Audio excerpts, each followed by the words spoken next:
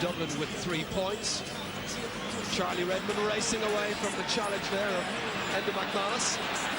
Charlie, head down, full of commitment, knowing what he's about to do, kicking the point. That's a wonderful score. A really good individual point by Charlie Redmond. His 5th of the day.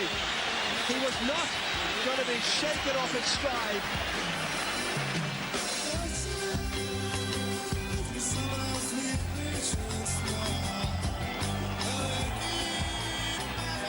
Dublin lead for the first time in this match.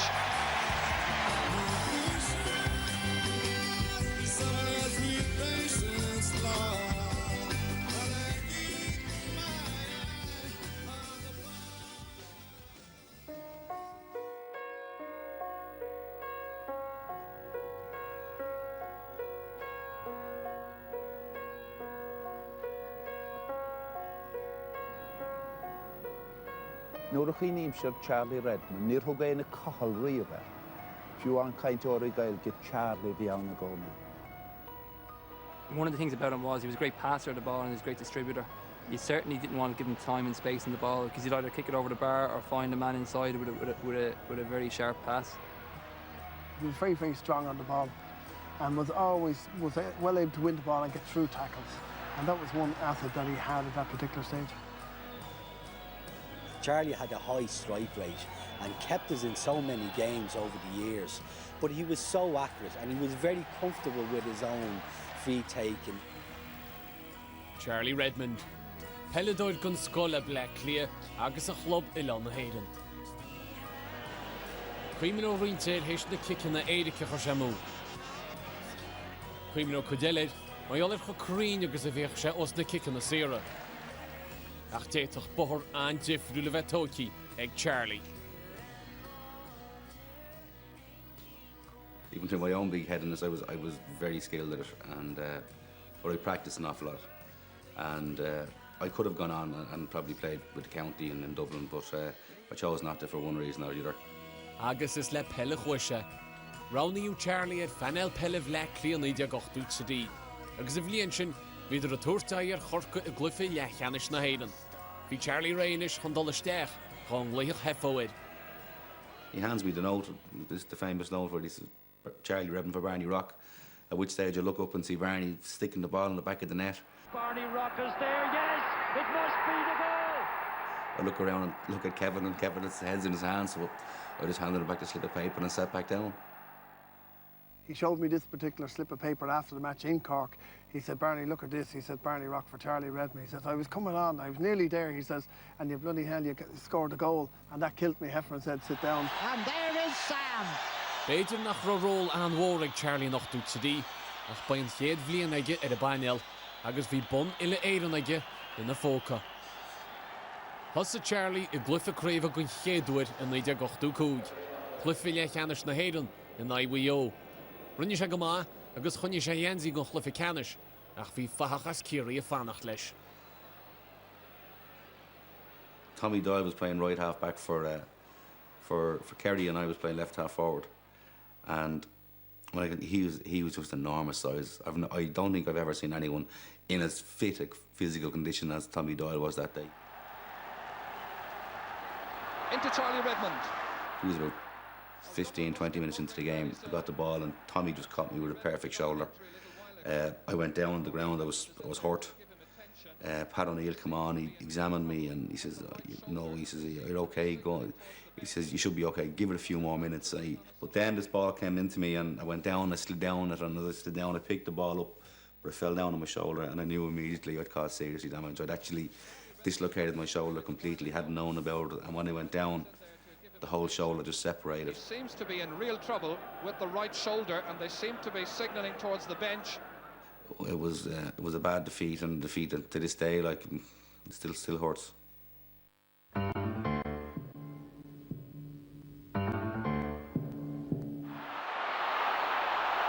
Charlie Redmond, in what's a very tense moment, and finally it's dispatched over the crossbar. Níor go he canish na héirn sa bhíon ócha héana a bhíon daoine cainte nécha ach na ceara chluithí a bhí a bácha chrócaí idir blá clia agus an bhí. Vider go hú. Hoping to add to the points he scored in the second half already. Across to Charlie Redmond. Driven over with fierce determination by Charlie.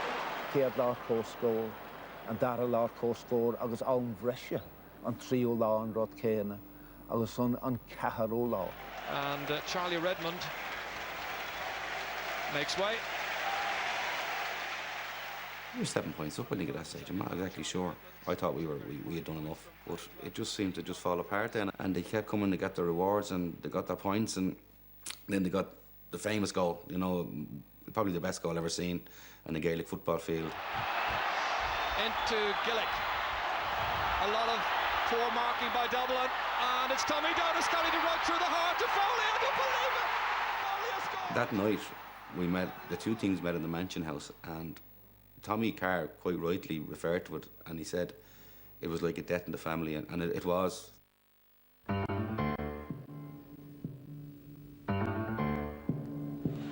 Can Dublin score this? Here's Charlie. Nach eiste an rud é. Cuoiníon daoine gcónaí kicking aircin ó penalties. Ná éirigh leis an taobh na kicking cúil a scóráil. Charlie Redmond kicking, and he's put it wide.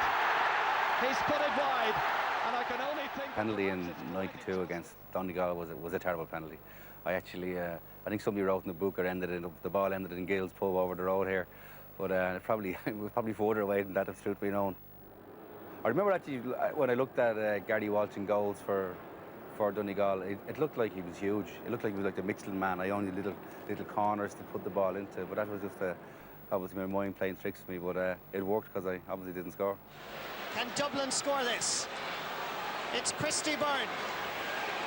Mighty Christy from Castle Mitchell against the darling Charlie from Finglas. Here's Charlie. And it's in! Hill 16 comes alive, and Charlie the darling salutes. That actually had a bearing on the missing the final, because in the final against Down, all that week I practiced putting the ball to the other corner, because I knew Neil Collins, the Down goalkeeper, would have seen it, would have noted it. So I practiced going to the other corner, to the goalie's left. Charlie scored against Kildare already in the championship from a penalty, and this one has been stopped, and he's put it wide. Oh, Charlie Redmond. Neil Collins had done his homework, and he said to me afterwards he was always going that side, so if he hit the ball straight down the middle, we would have been crowned champions that year, but it wasn't to be. But yeah, it's mixed memories, but sure, when you live by the sword, you die by the sword, and that day we died. Down are the champions once again. We've got the bridesmaids tag again, unfortunately, and sad. Probably if the penalty had gone in, we'd have done it, and that's the way it goes. Teddy is sleeping his own tonight. I felt terrible after the game. Absolutely as low as you could get. I'm the reason we didn't win '94. O'Leary will tell you I'm the reason that we were there in '94, that we're in the final. It's about who wins and loses on the day, and the loss was down to me and me only, and we can only blame me for it. If I'd have scored a penalty, we'd have won that game. Okay, Charlie, let's have you.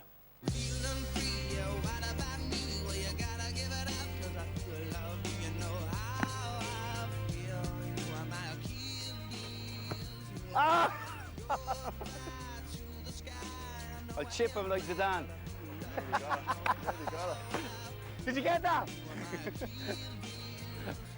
Wasn't over the line, look.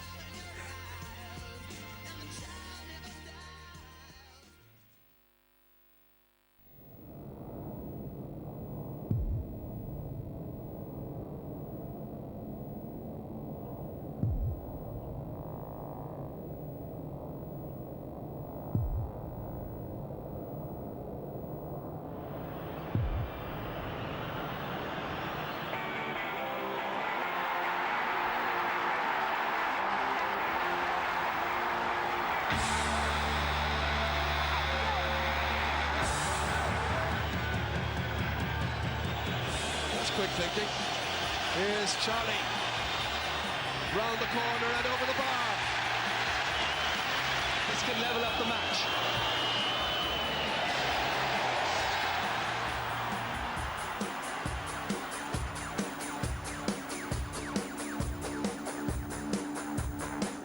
very particular in the way I used to place it and very deliberate. I never liked to get a big tuft of grass. I always like to keep it fairly flat. And from a very young age, a man called Pat Timmons always instructed me to place the pip at a 45-degree angle over the bar. And through time, I just developed this system where I always place the O'Neills to the side, which meant that the back panels here were always going horizontally. So it always seemed to work for me, and it always gave me a clear indication when I was looking at the ball exactly where the goal was, because these three panels on top were pointing straight at the goal.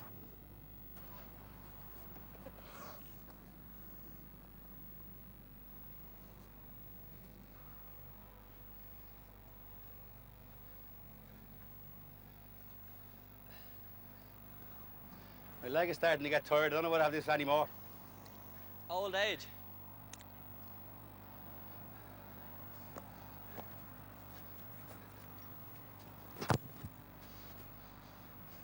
That's not bad for a 50-year-old. It started with myself and Charlie. I think I was about 11. My father seen Charlie kicking up here in Erdens Isle, kicking frees on his own and running in behind the goals after footballs, coming out. And my father said to him if he wanted to save a bit of time that I'd come up with him. So I come up the next day, and I don't think Charlie was actually too keen on it at the start because he didn't really like anybody looking at him. But I was very quiet and I just stood behind the goal, and it developed on from there and went to a stage then where I don't think Charlie went kicking unless I was going with him. Oh. Certainly without him I wouldn't have been able to do what I did or achieve the standards that I achieved, because he saved me an awful lot of time having me going retrieving balls. He was able to retrieve them for me, and he was a pleasure to work with. He spent an awful lot of summers and even winters stuck behind this goal here behind me, getting the balls for me, and it's something that I'll be eternally grateful for.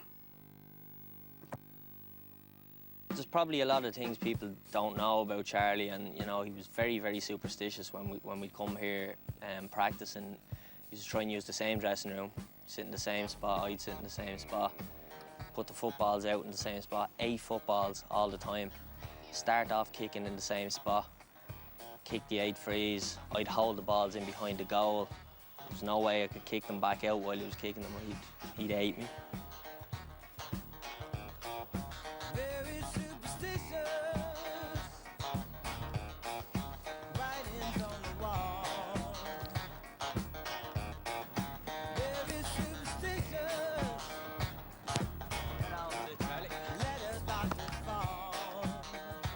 Wayne McCarthy from the same club, of course, as Charlie Redmond, Erdens Isle, where he practiced so much of his free-taking in the presence of Charlie.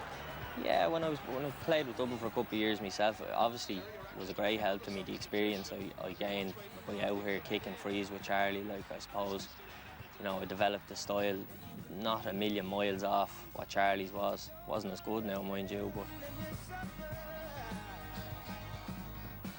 Vi nå struktach it henige. Os de wichtige a geraan voor deradisch an vuile doirach de wicher schulige. On draga gur hug shen feller en dalle, wo se hokrus et riner hahenschelles. Gudiger gaif she shearer stua. Nach more lachirkel. I can remember he stepped back a number of steps, and I think he might have licked his gloves, and then he stepped 3 steps to the side, I think, and licked his gloves again. I think he did a little shuffle, and then he ran up and kicked it over the bar. I think there was more time wasting in that than anything else at that particular stage. But everybody has their own style, and I suppose I remember being in Croke Park looking, and next of all people would start counting 1, 2, 3, and they'd actually be counting the steps that he'd be coming back. And I think he might have got up to 10 at one particular stage, and then he'd be licking the fingers and going. But you know, I suppose it could have been a timeout every now and again, but they were very effective. It was just something that developed over a period of time when I was trying to practice doing the same thing every time. And what I was trying to sort of find was a trajectory of the ball that was proper, the spin on the ball, or the arc on the ball, as I call it, that was going to be the same every time. Something that was going to repeat, something that I could have trust in. So to do that, I had to replicate everything exactly the same. So I found a system that I wanted, that I was comfortable with, that was good for me, and a spot from where I could kick from. And that was 7 steps back, And it was funny that the 7 steps always lengthened slightly. They got longer and longer. The last 2 steps would be much longer than the first 2 or 3. Then I would take 3 steps to the left. And then I would have a couple looks at the goal, looks at the ball, looks at the goal. And I knew exactly where I wanted to kick the ball. And then I used to lick my hand, not hands as people say, because people always do this to me. And I never did that. I only ever licked one hand, which was my right hand. And I wiped them together and then wiped them off my nicks. I did that twice and then I kicked the ball. But any time anyone ever says they always do this, and that's incorrect. Is that ambulance still on its way? And Donegal has won the All-Ireland final. They win by 4 points.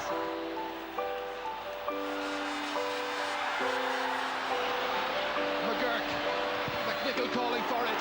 That's McGurk and he's put it over the bar. Johnny McGurk. I fought with the last of my breath, but you. And DJ Kane is the happiest man in Ireland right now.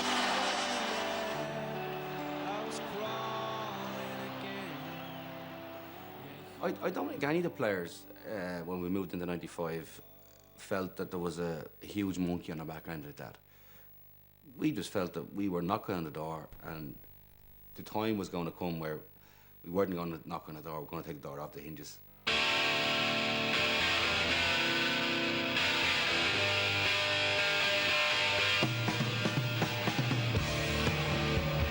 Dublin with 3 points. Charlie Redmond racing away from the challenge there of Enda McManus.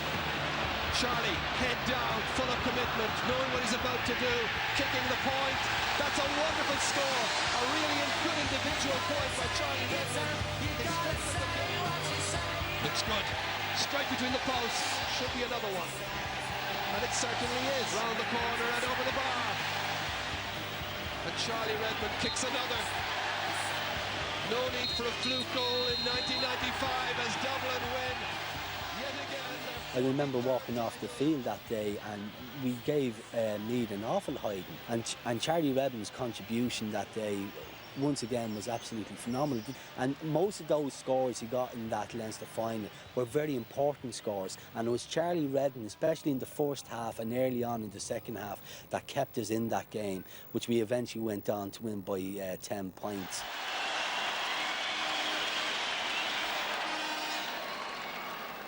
All our work was done on a Sunday afternoon on the football field. We probably weren't the fittest, but we tried the hardest than any, because we'd been through so much. We had the 4 in a row. We had the game against Donegal, we let ourselves down. We played well against Derry in '93 and they snatched it away from us with the last kick of the game. And because of my penalty miss in '94, we hadn't won it again. So we knew we were, if not the top team in Ireland, at least very close to it.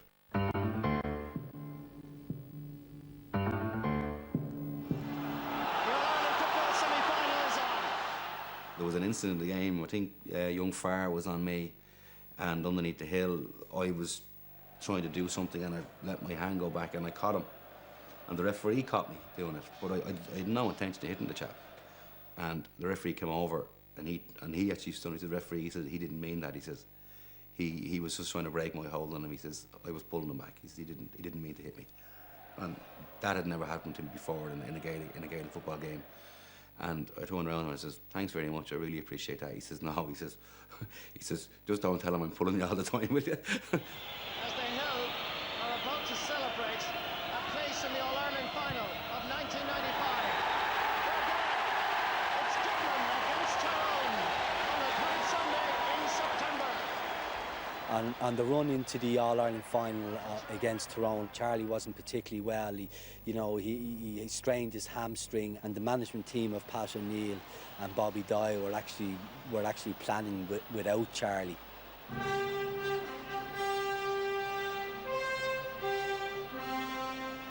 I would normally only touch the ball twice before any match. So I put the ball down 14-yard free in front of the goals and I kicked it. And I didn't get the ball off the ground, I went straight into O'Leary's hands. And there was a collective ooh from Hill 16. And I can still remember it. Kicked into the inside forward line, and here's Jason Sherlock on a favourable touch that time. Still Sherlock, and who'll complete the race? It's in! And it's Charlie Redmond who scored. I remember the ball broke in front of Jason and the goalkeeper, Big Finbar McConnell. Jason was very, very quick, and he sort of got in front. And Jason, in fairness to him, would have been quite entitled to pull over. Although we would have been asked questions later about it. Big Finbar was 6'3", and Jason's only 5'2" or something. And Jason got into us in front of Finbar and knocked the ball over him. And I originally thought the ball was going to go in, and I'm holding Paul Devlin back, and he's trying to get to the ball. And the same instant, both of us realised that the ball isn't going to make it to the goal. I have a hold of him and he's a hold of me. He's trying not to get to the ball and trying to hold me back, and I'm pulling him towards the ball. And I think actually that's probably where I injured my leg, in dragging him towards the ball as opposed to kicking the ball. And who'll complete the race? It's in! And it's Charlie Redmond who scored! And at the end of it, I wouldn't mind. Desi Farrell was there. He could have kicked it in the net anyway. So, but I beat Desi to it, and I'm usually quite good from 2.5 yards out. Here's Paul Curran. It's a tight situation. Jason Sherlock is pushed. Dublin get the free kick. And the referee, what is he doing? He's sending him off, I think.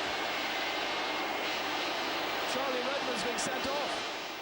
The ceachas go bach go sa léir, Paddy Russell, Rális, go raibh sé á dhíbert an bád. The bhí úntas adam sonúrach nach Charlie ar a barca fóil. Agus smaoine bheite riile mai gnáin. Beidir nach raibh bua na héisteachta go maithaige. Beidir go raibh sé san arm nóair a dhéigen. Agus go raibh loch dhéigen ar a chóras éisteachta. Agus ná chúla sé an réitóir. Well, he's not sent him off, has he? So correction then, both sides at full stretch still. 15 against 15.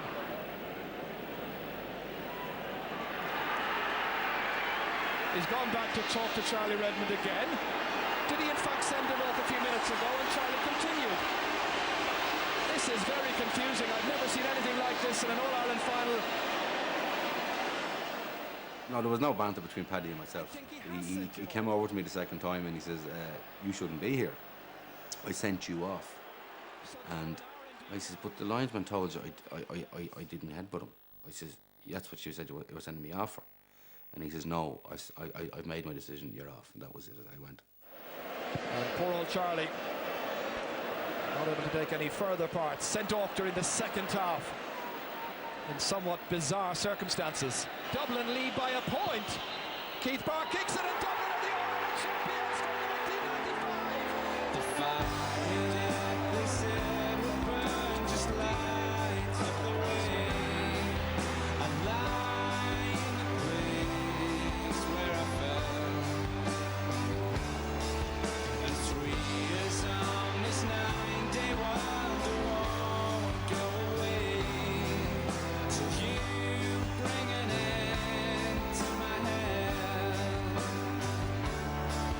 When you came along on a glorious day, by the time that you left, I was crawling again. It was a brilliant day, you know, as opposed to waking up as an All-Ireland final loser. Waking up as an All-Ireland final winner is the best feeling anyone can ever have in their life.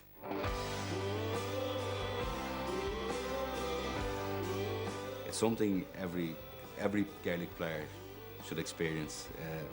Victory of an All-Ireland and the celebrations and the euphoria and the feeling that you get. Now, obviously, not every Gaelic footballer is going to experience that, but certainly every Dublin player should experience it.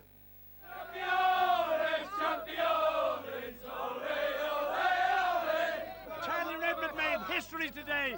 He's the only man that got sent to the Lion and still played for 10 more minutes. Charlie darling, we love you! I've seen children at that match, and I hope they haven't got to wait this time till they grow up till we win again. Right. You came along on a glorious